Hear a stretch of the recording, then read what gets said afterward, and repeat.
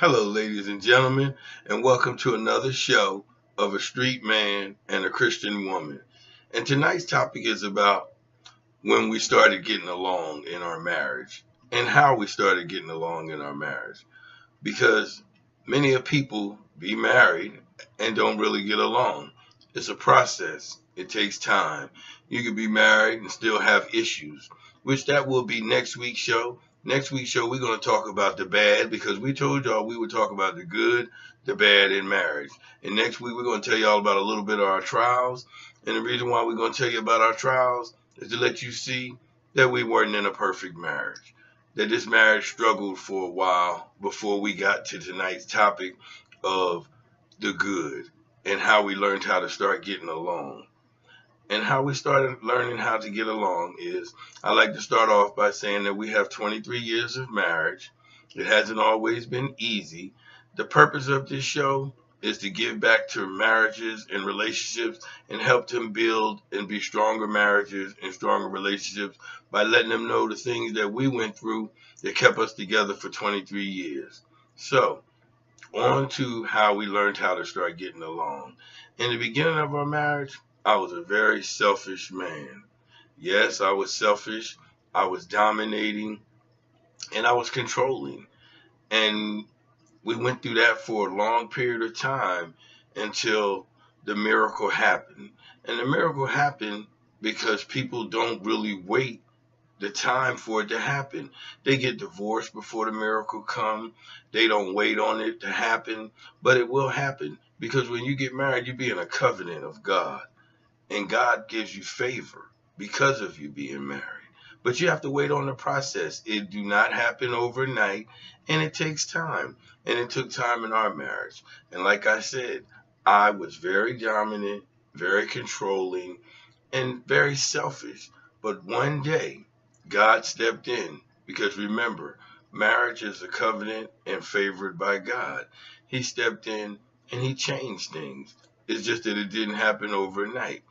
What he did was, I actually had to die of Vincent. I had to die of Vincent in order to make this marriage work. Because the one thing that it is that God cannot put his work in if you have a domineer and you have a servant. It doesn't work. You're going to always collide. But when God stepped in and made me die of Vincent and I became a servant, just like my wife was a servant, then that's when we learned how to start getting along. That was when I really seen the blessing that God had gave me because he humbled me and he made me a servant and she was a servant. And that's when I learned how to serve her. That's when I learned the importance of the beauty of having her. That's when I learned how serving her is what God liked. It wasn't a dominating and a servant. He wasn't going to bless us. He wasn't going to favor that marriage. How you get favor in your marriage is when you both become servants. And when you start serving her as the servant that she served you, then you will receive God's favor because your marriage is a covenant by God and he will have favor in your marriage. So I spoke a little bit about how it's a covenant and how the man would have to learn to die of himself so that he can be a servant, so that God can bless two servants and not just a dominator and a servant. So I'm going to see what Miss Kenyatta has to say at this time, and then I'm going to come back and close. So on to you, Miss Kenyatta. Yes, the one key thing about marriage, there is pleasure in marriage. There are rewards in marriage.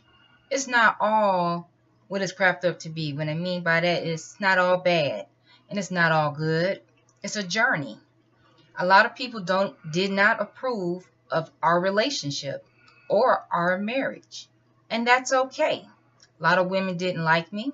A lot of women discouraged me. A lot of women put me down.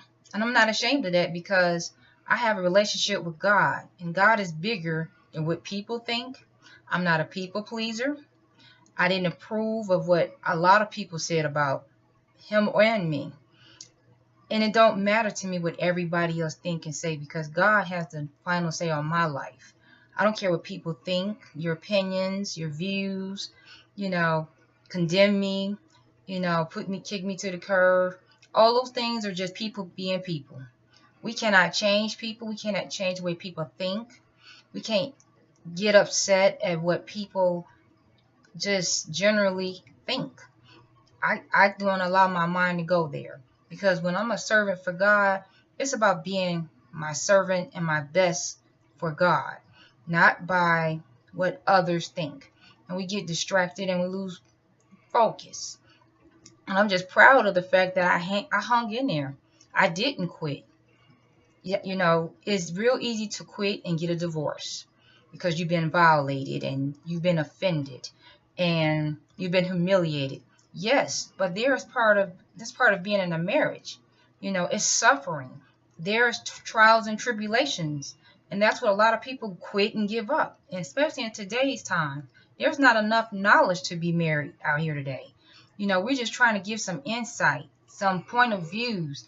Don't give up. Don't quit when it's in the middle. Don't quit when it's a hard time, because that's what we were going for. We had no help. A lot of people just didn't help. We had white mentors. White people were helping our marriage. Black people were just kicking us to the curb. And the funny part is that's why we're doing this show, to give insight to those who want to be a family. Because at the end of the day, it's about being a family. You want a mother. You want a father. You want a husband and a wife. And you want that for your children. And you want your children to get that insight as well, because we don't have it in today's society. Social media rules this society in a lot of words. And we have to learn we cannot fall victim to what everybody else think, what everybody else say, what somebody else view is, and get discouraged and quit on marriage. Because at the end of the day, it's about being a family. Everybody wants family. And I can't say everybody wants that. Not in today's time. It's not a popular. It's not something that it's a top priority today. But I choose and we choose to be one. And I don't sit on no throne. I don't look gorgeous and pretty every day. I don't get treated like a top-notch woman all the time. But I have to be truthful about it, because that's the problem. People don't talk about it. People cover it up, hide it. I'm married, but I'm smiling in your face, but I'm going through some deep emotional hurt in the inside, and I don't want to talk about it because I want to look perfect. And my marriage was not perfect. And we need to talk about it. We need to hear the nitty gritty.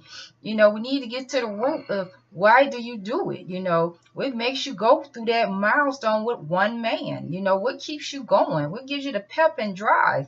What gives you the understanding of it? And a lot of it is God. For me, it's God. I can't speak for what everybody else say, because everybody don't believe in God. People don't trust today. People don't, value God today. But I choose to. And that's who I rely on. That's my source. His word in the Bible gives me the confidence and the courage to endure. Because at the end of the day, it still boils down to love. Jesus loved me, no matter what nobody said to me. He said you will be persecuted. You will get, burnt. And you will be okay, because you will heal. And because I have healed, we have a beautiful friendship. He's my friend. We love each other, and I am just totally grateful for that. And to me, in our Black communities, we don't have the information. We don't have the wisdom. We don't have the insight. And it took for people to really, really help me, because there are times I wanted to quit. We did separate at times. I did leave him, but God brought us back. I had to work extra hard as a Black woman to be married, because that's what it takes. It ain't just a bunch of therapists and a bunch of makeup and a bunch of cliques and groups. I remember being kicked out of a group, and a lot of times it is prejudice. And I'm grateful I got hurt, but I was able to overcome that. And that's why I'm grateful for love. I'm grateful for God's word. I'm grateful for the support. If no matter what anybody think or say, love is the key. Love is the key. Energy is the key. What you put in your marriage is the key. And remember, have mercy, have patience, and have understanding, and learn to let stuff go. And don't be a hard, bitter person. Back to you, Mr. Delgado. Thank you, Miss Kenyatta. And in closing, I like to say that, remember, marriage is a covenant. And then when you're in that covenant, you have God's favor. Because like I said in the beginning of our marriage, I was self-dominating and controlling, because I was not a servant. I was a dominaire. But once God made me die of Vincent and I became a servant, I learned how to love this woman the way she needed to be loved. In time, women just don't wait. Right now, our marriage is to the point that same dominating and controlling man, he believes in his heart that at this day right here, it's more about, baby, what can I do for you? What do you need? Whatever you say, it's your way, baby. And it's not that she controlled me, it's just that God changed me and made me a servant, just like she was a servant. And that's where we have God's favor. And that's what marriage is about. So I pray that this show tonight touch somebody, heal somebody, make them realize that marriage is a beautiful thing because it's a covenant of God. And in that covenant, you'll have God's favor. So, like I said, we have 23 years of marriage and we're finally getting along because we stayed in the covenant. And the covenant is the key because the covenant gives you the mercy of God and it gives you God's favor.